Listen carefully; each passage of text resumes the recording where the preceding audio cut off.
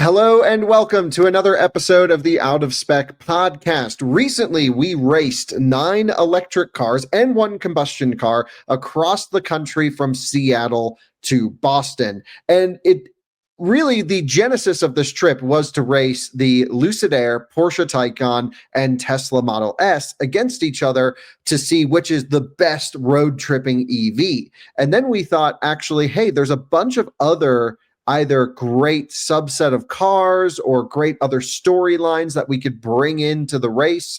And it turned into a 10 car race where we had everything from an old first generation Model S 85 all the way to a combustion car to set the pace to see how far off we are with EVs. And I think, this team right here drove the cheapest car in the race, the one with the best value proposition being the Tesla Model 3 long range rear wheel drive, which at the time of this recording is the cheapest Model 3 you can currently buy, the cheapest Tesla you can buy.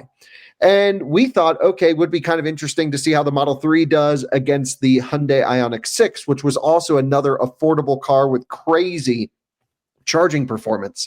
And for anyone who's watched the series, you know that this team, Jordan, Adam, and Andreas, really rocked it in the Model 3, coming in second place, beating a bunch of cars. And so the point of this podcast is to talk to them about their drive, the stories, the strategy, and to see how the hell they got the cheapest car there to get from coast to coast, well, sort of coast to coast, over 3,000 miles faster than almost any other electric car on sale. So join us for this episode of the Out of Spec podcast with the Model 3 team.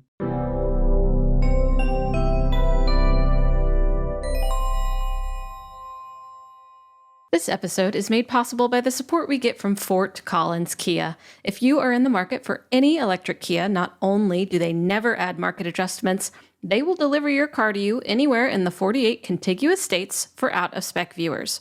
More information in the link in the show notes.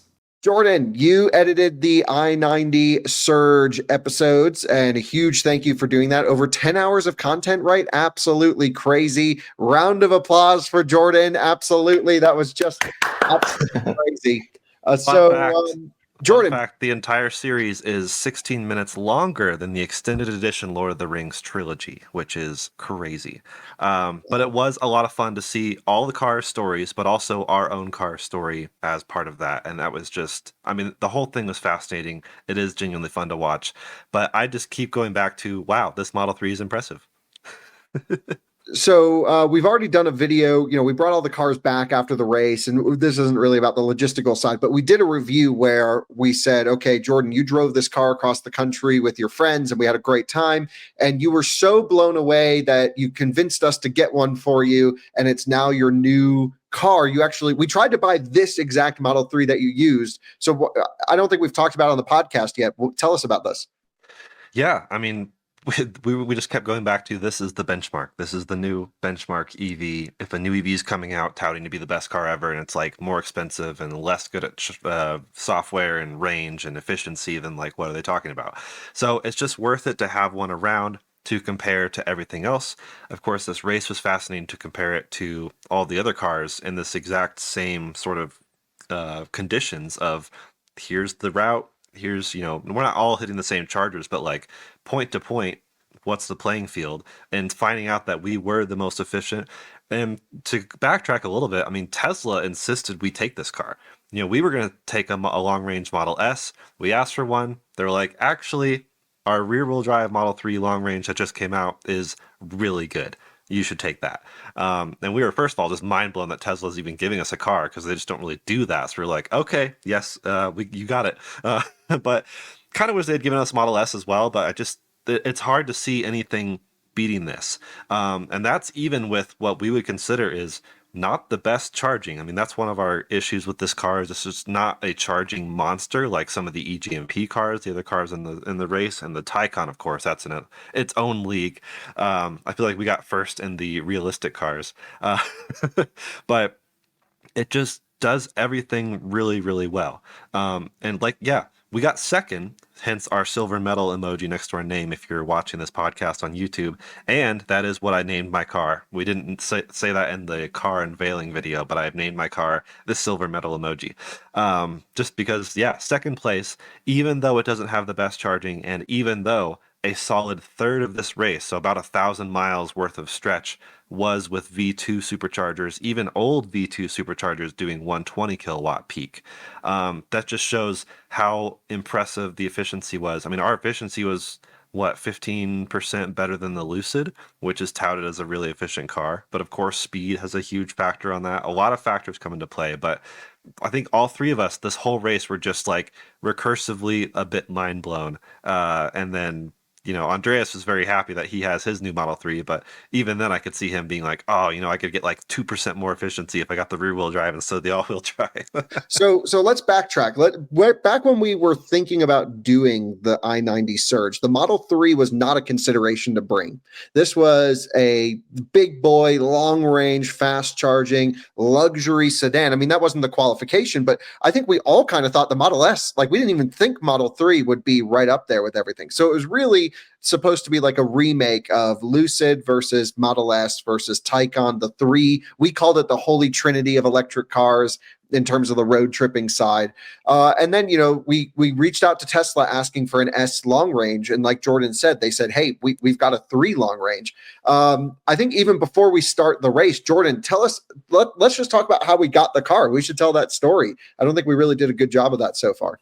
Yeah, I mean, it was down to the wire a bit. I mean, we were all in Seattle. Andreas was like on the plane to get there, and like we finally were like Tesla was like, "We'll have a car for you. We'll have a car for you." And then a bit radio silence. Didn't really hear from them. We're trusting that they have a car. Finally, the day before we start the race, they're like, "Hey, is there any way we can deliver it to you tomorrow?" We're like, "No, we have to start the race in the morning."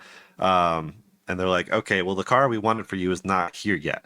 So we're guessing they pulled a car from inventory and just got it ready for us last second. I mean, we picked it up, Kyle, and it had what, 3 miles on it or something like that? I thought it was 4, but then I look at the video and maybe it was 12. I don't know. I thought it was 4 miles. It was basically zero, like very, very close to no miles. Yeah, autopilot hadn't calibrated. Nothing was calibrated. It was no one had gone through that car. And clearly because it was out of alignment when we got it. We had to bring it back overnight. I think you and Andreas and someone like brought it back like in the middle of the night, dropped it off at the service center, which was conveniently like 1 mile from our Airbnb. Yeah, it was right below it. But we never told this story. There was some like cracked out dude or some dude who like clearly wasn't, he was just the angriest person on the world. And we took the EQS to shuttle back, as one does. And he started throwing rocks at the EQS and like damaged the car. And we're like trying to drop off this Tesla to get service. And this dude's like, "What are you doing?" And he's like clearly not right in the head. And he's just like pelting rocks at us. I'm like, damn, we should have gotten the bulletproof EQS for this. Seattle's wild. But yeah, drop the car off. God, they got it aligned. So we may have been able to leave for the Surge a bit earlier, but we were literally like waiting for the Model 3 to be ready to be picked up. The Plaid had to have new keys made. Like it was all down to the wire for this thing. So I'm still thrilled, honestly, that we got out of there at 11:20. Not as early as I wanted to, but still before noon, which is pretty good. For us, that's pretty good. So Adam, let's go to Adam. So Adam, you heard about the Surge. We put you in the Model 3. We were, it took us a while to figure out who to put where. And we wanted to balance not only of course, like who's interested in being what cars, but who's going to make a good video. We needed someone who was good at filming, someone who was good at, optimizing the car. So we had different skill sets everywhere. You've done these races before with us. You were in the Silverado last time. We've of course known you for years at this point, and we're like, Adam, you were so easy. You're like, let's go in everything. But if I can go in the Model 3, that's what I want to do. Why was that your preference? I don't know. It's just the car I felt most comfortable with, and it's the one I really wanted to test the most too. So wanted to see what it would do. I thought a long road trip in that car would be really comfortable as well. So being that it has flat back seats, maybe one of us can lie down flat and take a little nap, and that actually worked out beautiful. In fact, when we were done with this race, opposed to the Chevy, this time I was kind of rested a little bit more this time, and it was just great. It was a great experience. Seats were really comfortable in the new model, and the ride was so much more improved. So I just loved everything about the car. So, Andreas, early on when we were selecting, you had initially expressed interest to go in the Model S85, and then That's correct. do some shuffling at the last minute because you're like, no, I actually want to go in the Model 3. And you, of course, own the Model 3. Do you think you made the right decision? How did that work out for you? Oh yeah, best decision of my life. No, it's my main motivation was I didn't want to lose again a race because I did the coast to coast. We lost in the Lightning. Then the race to Vegas, we came in Almost last. almost last. Yeah, exactly. I was like, no, I gotta have a chance to win or be at podium at least. So I love a Model 3, and I know it's got good range and good charging with the Panasonic battery, and it's comfortable, and it's got autopilot. So I didn't want to really mess with CCS, and that's why the choice was easy for me. Model 3. The old Model S would have been interesting, but I also didn't want to be in the car for like 60 hours and like drive through 3 nights, because that's crazy and also dangerous without autopilot. So thanks again, old Model S team, for doing that. But yeah, my main motivation was I wanted to have a chance to win.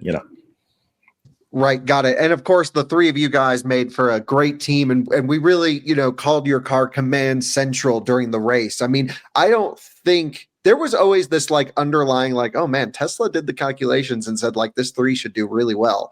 And of course, it was like we kind of knew it would do well. I don't think I expected it. My finishing order was like I kind of knew Taycan would win because that charges like crazy. I thought Lucid would be second, maybe third to Model S. And then I thought like Model 3 would be fourth, fifth. I actually thought Ioniq 6 was going to beat Model 3. And here's an interesting storyline before we get into everything. We do these 10% road tripping EV challenges that simulate the maximum charging performance of the vehicle and then how far you can go. And this road trip is basically a giant 10% challenge. And the Ioniq 6 beats the Model 3 pretty squarely in the 10% challenge. But because of the location of superchargers just being so much closer to the highway and the quicker handshake, actually in the real world doesn't fully represent the 10% challenge. And Jordan, what would you say to that? How would you say that, of course, everyone knows you came second place. What would you say the competition was like? Ioniq 6 was really close. They were right on your heels towards the end. What was it like leaving? How did you feel? What were the cars you were keeping an eye on? Yeah, we felt good leaving just because we knew we had such good range, at which, everyone leaving at 100% means that that's kind of a unique part of the challenge is like, okay, unlike our 10% challenge, that's an initial burst that can set some people apart. So us in the Model 3, we were one of the only teams that literally drove all the way through the state of Washington without charging. Our first charge was in Idaho, which is crazy. And it kept getting better than we thought. We had chargers planned at the the eastern end of Washington, and we got close to them. We're like, no, we have more juice. Let's just keep going. And unlike the Acura, we didn't have 2 bathroom breaks done by then. Like we just kept going because this car just keeps going. And we were just so impressed with the efficiency. And I think you're right.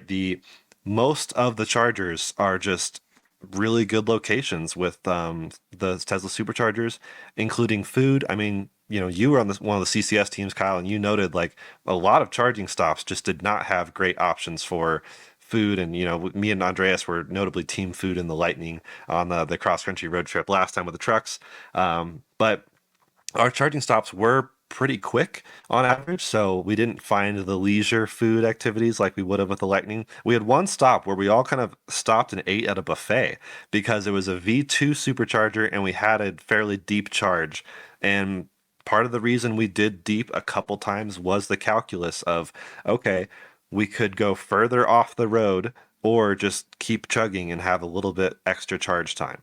So if you'll note in the stats that Kyle's showing on the screen right now, unlike the Model S, we had one CCS charging stop, and that was at Electrify America, because we found our peak speeds were barely higher than a V2 supercharger, We didn't have quite the voltage of the battery of the Model S, so we didn't see anything over 200 kilowatts. We saw a very brief peak of like 190-ish, but then most of that charge, it just held around 155. So the extra time needed to go off the highway to the stop, it was like 2 stoplights. We were so annoyed. And then we also had to wait for the handshake time. The first post we even tried wasn't working. So it's just, in general, just watching this race, seeing all the CCS cars, yes, no one was stranded, but there were still a lot of challenges with most of the CCS charging stops. A And lot we of should mention, we never told anyone we were doing this race. Electrify right. America didn't know. I mean, Tesla knew because they gave us the car, but like, what are they going to do? And so there was no real like clear, like we didn't try and plan anything. We didn't try and give anyone an advantage. We kind of kept quiet. We did not make any social postings up until I think right about when we left. And we really wanted it to be somewhat like these are the conditions in 2024, which is the best road tripper. Yeah. So Jordan, when you let's go through the data here really quick. And actually, Adam, you probably know this as well. So Adam, what was the strategy? Because I'm just looking at your charging stops here. You did 21 charging stops, which is significantly less than the almost 30 that the Plaid did and the over 30 that the old Model S did. What was the strategy during charging? How did you find the charging performance of the Model 3? What was your impression of the charging strategy? You know, we were on the road checking the chargers as we were driving, but every stop we would check and figure out which one we're going to drive to next. Some we had to reroute to, just depending on the charging speed. Certain areas there were only V2s and old V2s, so we were trying to route around that. In fact, we made one critical error where we did somehow route to a slow V2, caught it, and the faster V2 was just down the street. And I don't know if it was something that went wrong with the Tesla route planner, but we did have some issues with that. So we would check it throughout our drive because a couple times it would reroute us. But yeah, we wouldn't go too high on the charge. We just have a little buffer, what we knew we could make it with, and go. Just not too deep, but at least try to have a 10% buffer usually was kind of our strategy, and that worked out really well. And we kind of knew the bottom of the pack too, so that helped. Yeah, so Tesla has at least when new and fresh, a roughly 3 kilowatt hour usable below 0%. And I will say Tesla's BMS is pretty damn good, but it's not perfect. I've seen issues with BMS sway and all these things. And I noticed, especially early on, you guys were really pushing it. I'm looking at these 0% arrivals. I mean, you actually, out of anyone, had the perfect first stretch because you were able to go 300 and hold on, let's take a look before I go out of here.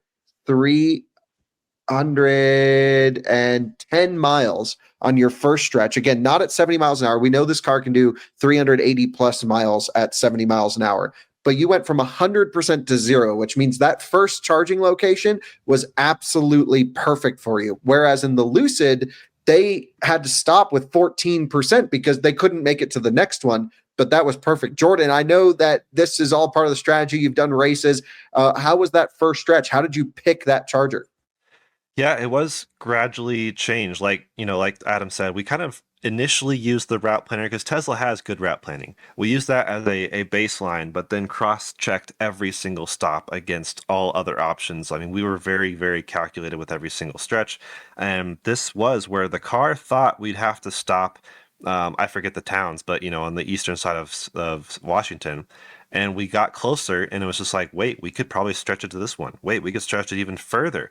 And we found out we could stretch it into the very, near edge of Idaho. And so the car in the first half of the race, especially, I feel like it was pretty off with the estimated state of charge upon arrival. We found that it would typically, if we left a charger at about when it said we'd get there at 10%, we'd actually get there about 0%. Just throughout that stretch, it would go down and down, down. And maybe the car was still calibrating. Like we said, it was brand spanking new when we got it. So that was a theory. But then there were some other stretches where the route planner, it said to charge for like 6 minutes, like this much to this much. And we'd do that. And then we'd unplug and it was like, you'll get the charger at 2%. We unplug and it says, actually, you get there at 12%. Like the car's route planner was just really kind of off this entire race. Near the end, it started getting more accurate, but that's also when we had less elevation and just more predictable weather and stuff. So perhaps the elevation and the weather and everything and the temperatures through the night threw the car off. We don't really know, but we started working around that and learning it. And like you said, we had an accidental V2 stop in Montana that really set us back a bit because the car's route planner told us to go there. Now the V3 we could have easily made. I don't know why it directed us to the route, the V2. We just didn't question it. And after that, we especially had trust issues. So Yeah. So what's interesting is the Model S also noted some weird peculiarities with their route planner throughout the drive to the point where they were like, we're just doing it manually for some stretches. But Andreas, you are an expert road tripper in Teslas. You've been doing it forever. You've been an out of spec viewer for a long time, but also like you go on road trips a bunch. You, I think, might be the only team here who never plugged in with double digit percentage. You always had single digit percent at every stop. How did you guys do that? Because to me, that's always a mix of knowing your car and also knowing the route. And that just speaks volumes, not only to, of course, your skill levels, but also the ability for the car to give you the data to actually do this. Yeah, I mean, for sure, we always try to arrive as low as possible, right, out of spec style. I remember the car was very conservative at the charger, if I remember correctly. It would say, okay, we arrive with, let's say 10%, and then it actually increased as we got closer, or was it the other way around? I don't remember. I think it decreased actually, right? So it was not conservative enough, the car, yeah. So we tried to have a little bit of a buffer, arrival 10%. And then as we got closer, actually, it would come down to 8, 7, 6, 5. I think that's why we have all those single digits in the arrival SoC column. But yeah, of course, we were planning on that.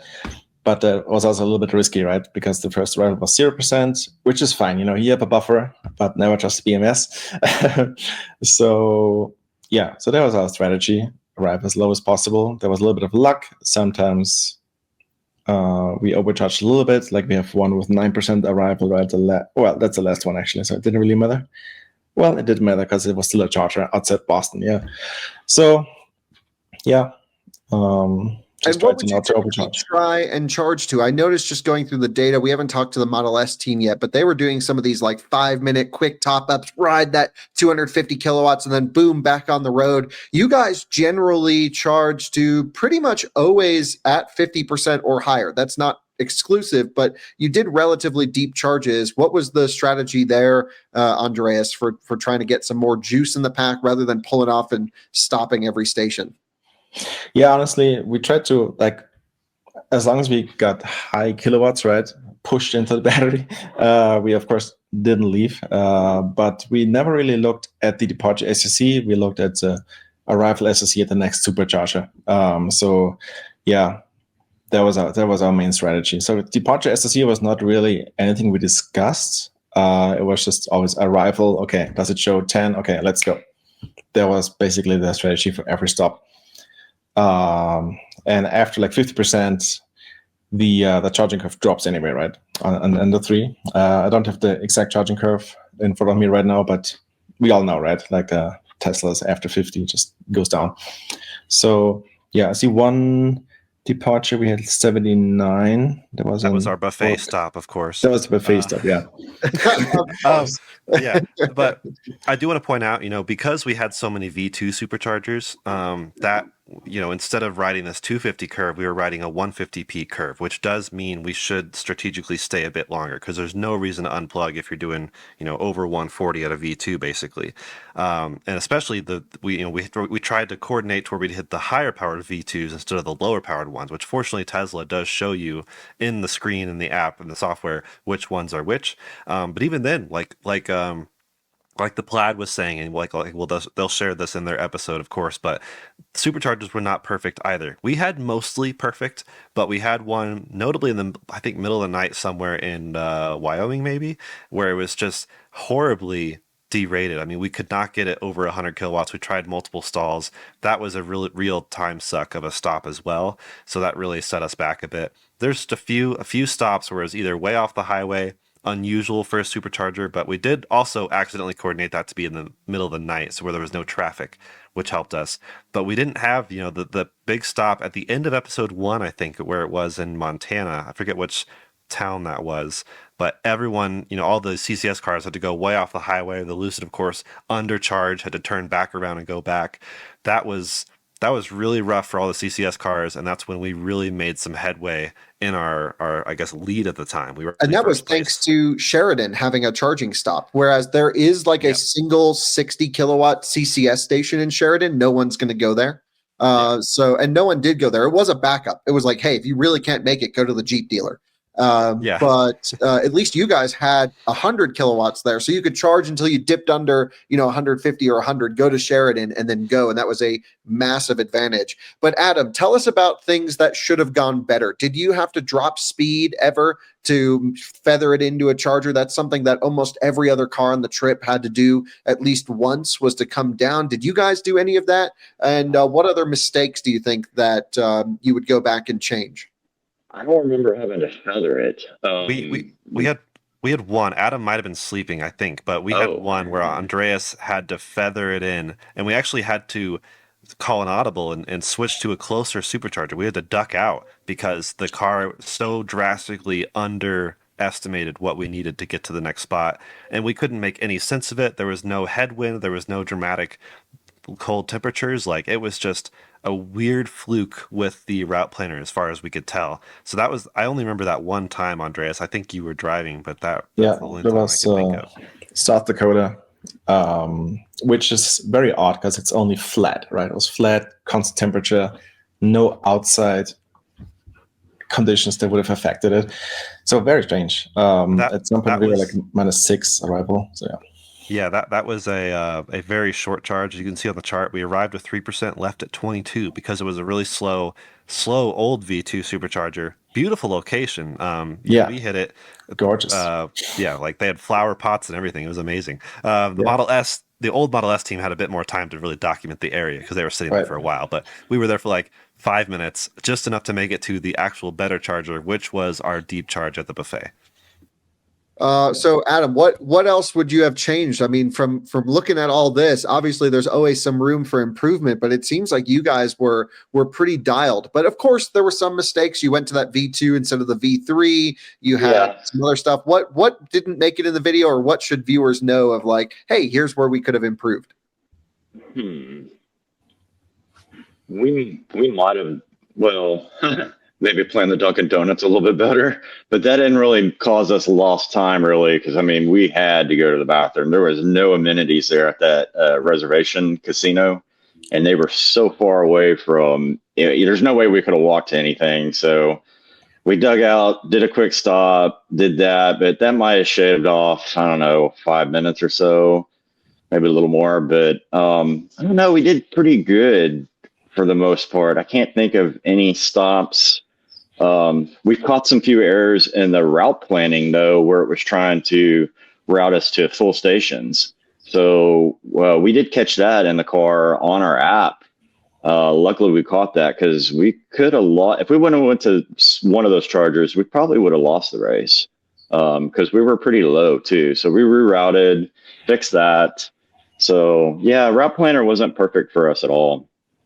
It was pretty buggy. And I don't know if it was because the car maybe had not had the full connectivity on it. Really don't know. It was connected, right? It just didn't have the premium connectivity. So it didn't have premium connectivity. And I don't know if that makes a difference or not. I don't think so. I don't think it does. No, I don't think so. And I do think, Adam, after reviewing all the other footage, I had the benefit of that as the editor, I guess, but it looked like that was also a fluke with the route planner. Like, we had this perfect, like, Audubon style last one final stop before the end of the race. We were going to jump off, jump back on, and our car said the station was full. And we were like, oh my gosh, well, that makes sense. Leaf peeping up here. It's beautiful. The trees are great. Everyone's getting out on the weekend. But as every other team drove by, and also as we drove by, we saw like no one there. So I really do think the car was completely incorrect with showing. We thought it's funny, you know, we had this mysterious moment near the end of the race where Kyle was talking to the Ioniq 6 team. They said they had something up their sleeve. We were like, oh God, what is it? What are we not thinking of? We thought maybe they had called all their Tesla friends to go, because Corbin, you know, is local to the area. We thought maybe he told all of his Tesla friends to go to that charger and block it. Like, we were like, we don't know what's going on. So we were, you know, trying to feather it in as we kept oversaying during the race to figure out how to just beat the Ioniq, because it was really close. And sure, we stopped at Dunkin', but the Ioniq stopped at Starbucks, didn't charge. They got pulled over, but that was a total of 7 minutes lost, I think, and we still beat them by 15 to something like that. So it was just really close. It could have come down to a number of things. We both teams had various things that we could have done a little bit better, and it just comes to show though, like, crazy how the battle for second was the two cheap cars. Like, that just was so impressive to me. That is the biggest shocker of this whole thing, is how close the Ioniq 6 and you guys were. And on paper, in the 10% challenge, the Ioniq 6 should have won, but just the location of chargers and bugginess and having to power share and actually some of their thermal management as well actually couldn't match the Model 3, which is a significantly worse charging vehicle. Like, on paper, your car doesn't charge that well in comparison to some of the other cars. So in terms of the order of vehicles, do you think second place is where the Model 3 deserved to be? Do you think anyone else could have had it? I mean, you guys really rocked this thing. You did an incredible job of just maximizing at every opportunity, except for that one time when I looked at my phone and saw you at Dunkin' Donuts. Other than that, everything was really good. Sorry for yelling at you guys about that, by the way. That was just so funny, and it was a funny coincidence that you happened to open your phone right as we were exiting the car. So you were like, "Oh, these guys are just..." That added to the hilariousness of the race, and I think our audience could attest that they love that. And so I think, and you know, especially the team food mentality. It's just, there were so many funny these things. guys aren't even trying. What are they doing? Many funny things, so many things we could have done better, yet we still got second place. So I really do think it's a testament to the car, of course, the engineering, the improvements of Model 3 Highland, as we call it, over the previous one. I mean, the previous one was still a good car, but like, just insanely good. And I really do think we probably did deserve it. A lot of people are saying, like, okay, if the Lucid hadn't run out of charge, would they have caught us? The answer is no. We calculated this before they ran out of charge. We did all the calculations. We were like, there is no possible way. I had the Lucid app, so I could like monitor their stuff. They would have come very close behind us, but there's no way they could have pulled it off. But I think part of that, I mean, I don't know. It's very interesting with how many times the Lucid had to really slow down, which honestly, I think in the whole course of the race cost them an hour. I mean, if you're going 10 under the speed limit for over an hour, that is an hour lost. The math there is not added. Yeah. But the amount of times they had to do that, and they went 25 under the speed limit a couple times, like, that really killed them. Whereas it was mostly early on. So I talked to them about this, and it was mostly the Montana stops, and then they basically never dropped speed the rest of the trip. Yeah, but I do think that all added up. I would say maybe totaling a half hour or so, but their charging is so good, like the peak is, but like just the way it falls off a ledge a little bit, that if that car had a bit of a fatter charging curve, there's just no way we would have been able to keep up. Couldn't we say the same thing about the Model 3? If Tesla just improves the charging, then because you have a similar charging curve to Lucid. Yeah, we both have that, I guess, handicapped, you could call it. And both cars are incredible in so many ways, and it really shows. I mean, like, Peter Rawlinson and, you know, of course, Lucid's website's like, we have the most efficient car. But at higher speeds, which is where a lot of the race was, it could not keep up. I mean, it was doing low threes. We were doing high threes. Our last stretch was 4.5 miles per kilowatt hour. Like, that is absolutely wild to see that in this car. So sure, they had all-wheel drive. Like, they had so much more car in some ways, but I was just pretty impressed. And I was expecting the 3 to finish in the middle of the pack somewhere, which is still cool that it keeps up with the big boys. But I do think that I hope the other companies kind of watch this and see, like, okay, we really need to improve our flagships just a bit here and there, because you know, the EQS could have done not better, even just probably. A bit. The fact that the i7 was hours behind you guys is crazy. I mean, that one needs that one needs a lot of improvement. The EQS though, like we said in the beginning of this film, this was the pre-refresh with the previous battery. Like, I really wonder how that would do, because that car did pretty well as well and very consistent. So Yeah. I don't know. We also saw consistency from the Model 3. It was just the charging was like, man, if we had, and it's funny even, like, Gillette notably, the week after we went through there, V3 Supercharger installed and ready Oh, and really? operational. Yeah. So that could have put us even further ahead. Still would not have caught the Taycan. No That was way. my question. Would there have been any chance, even if you had V3s across the whole country, that you could catch the Taycan? My calculation is, instead of finishing 2.5 hours behind, I bet we would have been around an hour behind, but Yeah, still so was it 2.5 hours behind Taycan? almost. Yeah. Around 2 to 2.5 hours. I thought it was an hour and a half. That's a big gap. It's crazy, that thing. But yeah, we were. So that's the plagued clear winner. Like, regardless of whatever, second, third, fourth, Taycan smoked it. But But that points out to me, like, the Ioniq 6 had always pretty much had 350 kilowatt chargers almost every time, whereas we had so many V2 superchargers that I really think our lead could have been extended even more if we had the quote unquote optimal charging. So yeah, there was no chance you were catching Taycan for sure, but I actually think the second place is pretty cool. I think if it just seems like the Model 3 is pretty easy to optimize, even though you had these route planner issues, where, like, if the Lucid could have been that predictable, or if the team could have gotten in the groove or whatever it was, I really think that car deserved to be right up there with you, because also in the 10% challenge, Lucid is faster at road tripping than the Model 3. But of course, station location. And then it comes down to so many things beyond just that. It's, does the software help you?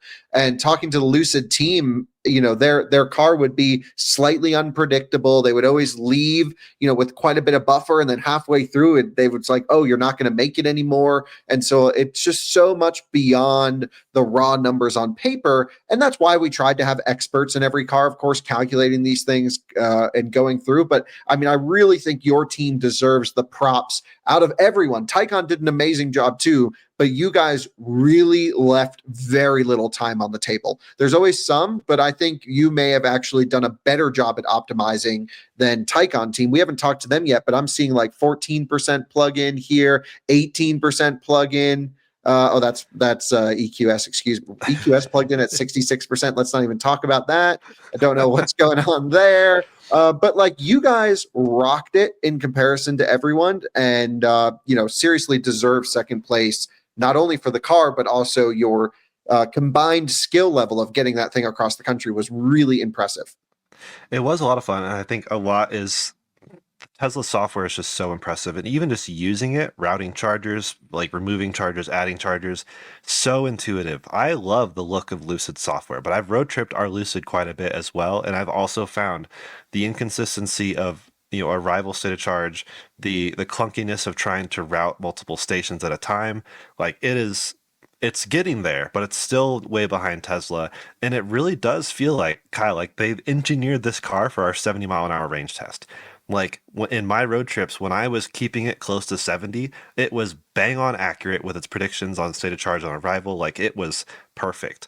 And then when I went anything over 70, the car would, like, the state of charge on arrival would just drop and drop and drop and drop. And it just didn't really seem like it mattered what the conditions were. It just didn't understand that I was going faster. And that was even when the speed limits are 80. Like, I was going the speed limit in a lot of my Lucid road trips just to test that theory, and it was still inaccurate. So it's like, it ignores the speed limit. It's just like, okay, 70, perfect. So what do you guys think? If we had a fresh Model S long range, would that have kept up with you guys, or is the Model 3 really the better road tripper? I think it would have been really close, because your Plaid is a bit more miles. It's a bit less efficient with the aerodynamics, and I really think they were still within an hour behind us, and they had a few issues here and there. It just seemed like you optimized way better than they did as well.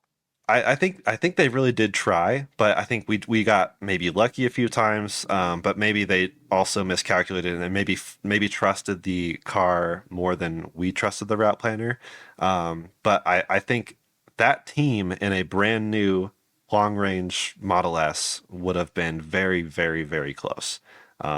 I think it was just challenges, but also they had the same challenges we did with the charging infrastructure. So they used a lot more CCS chargers than we did. I think that hurt them more than they want to admit. Really? Okay. I think they would have benefited with more V2s that were right off the highway, because I think they sacrificed a bit too much by going to Electri America and a few other stops that were harder to activate and a bit further off. They had a couple failed plugins, they had to move spots. I think that time all added up a bit too much.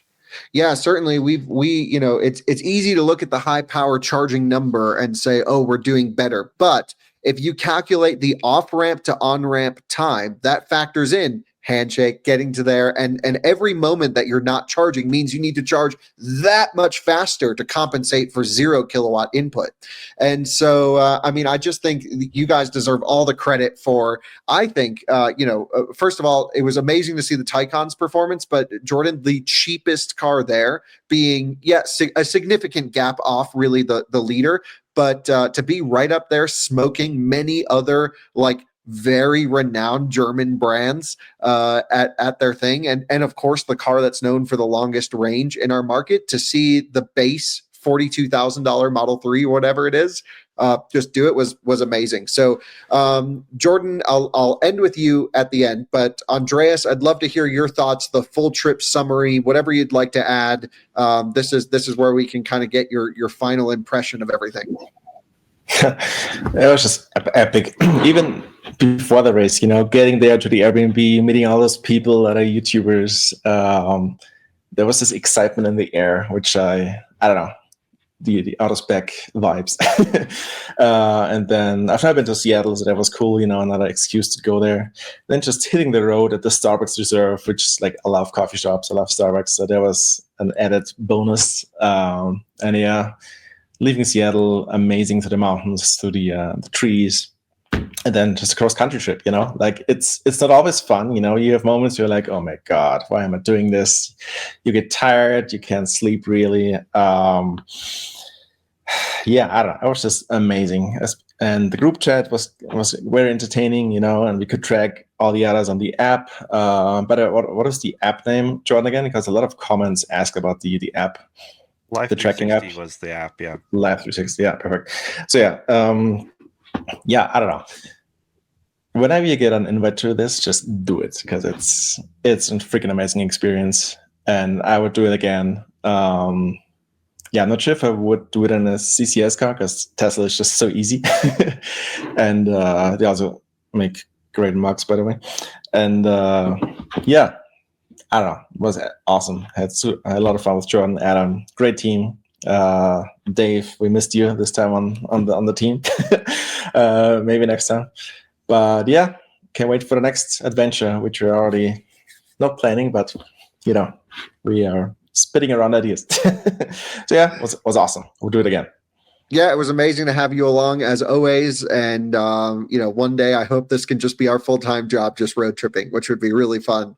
So Adam, you obviously came for a second time after, I would say, a pretty, I don't want to say rough experience, but you had 4 people in a truck in a Silverado for the first one. And it was, hot and sweaty in there. And that truck, thank God it was a rental, because don't buy that one. It smells terrible in there. I don't know what was happening to that truck, but I got in it and I couldn't drive it without the windows down. So I was like, man, Adam's done. He's never coming back. He'll never talk to us again. We've ruined every relationship with this guy. And then I called you and you're like, hell yeah, I'm in. So first of all, we know you're insane, but why did you choose to come, and how'd the trip go? Oh, I was pumped when you asked. It went so much better than the first time. I mean, the car, everything was just, you're totally different network. So know the Tesla network, also know the CCS as well, but it's just an easier experience in the Tesla as always. But I did enjoy the Silverado still, but yeah, I had a blast. It was an awesome opportunity to do it again. And yeah, I'd do it again, I guess. Amazing. Well, we'll call you next time when we do it again. But yeah, it was great. I mean, really good team effort, and of course, you've owned Tesla and non-Tesla vehicles. So from the expert side of things, that's why I was glad to have you along, because you are, you live the lifestyle. You're a very technical guy. You know what you're going through and all this stuff. What do you think of the car? What do you think of Model 3? I mean, you drive a Cybertruck now, which is exciting. Yeah. So what do you think of the 3? Is it is it the best value car that we keep saying, or there's still trying to talk my wife into buying one right now? Like I was looking, I'm on the app when we're driving the car down the race and looking, man, I should really just do this. This car is it's brilliant. I love it. I think the improvements are just huge. So yeah, I like the performance version, variant a little bit more, just because that's kind of my taste. But the long range is plenty perfect for pretty much everybody. Great car. Great car. We called it the best car in the world when we I think it is the best car. Yeah, I agree. Totally. It's just so good. It is still my favorite car. I mean, we own the 2020 and we still love it. So yeah, amazing. Well, again, can't thank you enough for being wild enough to join us again. Well, thank you again. Always good to have you along. So let's end it with the man who created the series and spent a month of his life sorting through footage. Jordan, how much did you have to cut, by the way? We should do a whole podcast on just the editing side, but give people a little bit of impression. We definitely should, but yeah, there was nearly 3,000 total videos. I mean, the final cut actually has over 3,500 pieces to it, and the total footage was around 40 hours, but got it cut down to 11 and a half, and so that is removing a lot of stuff. But honestly, I tried to only cut down. There was a lot of charging stops. Where it was like, wow, that was good. Like it wasn't like excellent, it wasn't boring, like nothing happened that was standout. So it's like, okay, unfortunately I have to cut that, because otherwise these are going to be 5-hour episodes. When I first started, I was like, there's no way we can do 3 parts. This is going to be too much footage. We're gonna have to do a 7-part series, sell to Netflix. Like, I don't know, just but honestly, it was a fun experience. And yeah, my hands started cramping. I got a new mouse that's a bit more ergonomic, so maybe that'll help for the next time. But genuinely fun to sprinkle in. As always, I wish I had even more time to do more interesting things with the edit. A lot of people are like, oh, it would have been cool to have like, time and location at every single stop. Like, all those things are great, and like adding more music sequences and B-roll, but it's like that I'll add so much more time. And we're not quite the the motor trend where they're like, all right, we filmed a video, it's going to release in 3 months. This is more like if they had done this project, we would have seen it Christmas 2026. Like it would have been like that. But genuinely amazing experience. I was excited, but also like had PTSD from our cross-country truck race. Not only did we die on the side of the road in the middle of the night in the desert, we lost by like 10 hours, and I was super sick for about half that drive, or over half that drive. And I just had so many negative memories, but also like no regrets. So I just went into this being like, okay, this will be fun. I don't really care what car I'm in, but I really wanted to do the Model 3 as good, like just do it as properly as possible, because I really think it is in a way the underdog price wise, and even stats in some ways, but it just is a machine. Well, the reason we put you in the Model 3 was it was actually a toss up between you and me. And it's mostly because we've never got a Tesla press car before. Mm-hmm. And I really just wanted someone from out of spec to be in that car. And, of course, we appreciate every automaker giving us cars. It's not like we appreciate Tesla more. I'm just like, I don't want to like the other car companies, they like know what we're up to. They've worked with us before. We have a relationship. We trust each other. We know we're not out to get them, but we're going to be critical. With Tesla, it's like we've never worked with them. So I just wanted someone from our team, whether it was you, me, Ryan, not Timon, but really anyone to be in that car. That was really why you ended up in there. And then I think clearly you guys optimized it. We've actually not talked to Tesla since we gave the car back, but I'm curious if they've even seen the video and knew how well they did. Well, we know the car was for sale. Someone tagged us on Twitter because this car is being sold as new, but a demo vehicle with stupid effects. The demo vehicle with 6,700 miles on it. It's like, I wonder who that could be. And they are selling it at a discount, so they're not trying to like sell this like sleazily as like a new car with hilariously high test drive mileage. But yeah, I think we are trying to build more relationship with Tesla. I think they're in the wrong by not really working with the media, because I think they make genuinely good cars, and then a lot of the media hates on them and haven't even driven a car from Tesla, which was wild to us. Like, we're like, okay, it's because Tesla doesn't have press cars, and so they just won't drive anything but press cars. And it's like, you could just go to Tesla and test drive one. You could rent one from so many places now. So I think that's a poor excuse, but I'm just thrilled this was part of the race.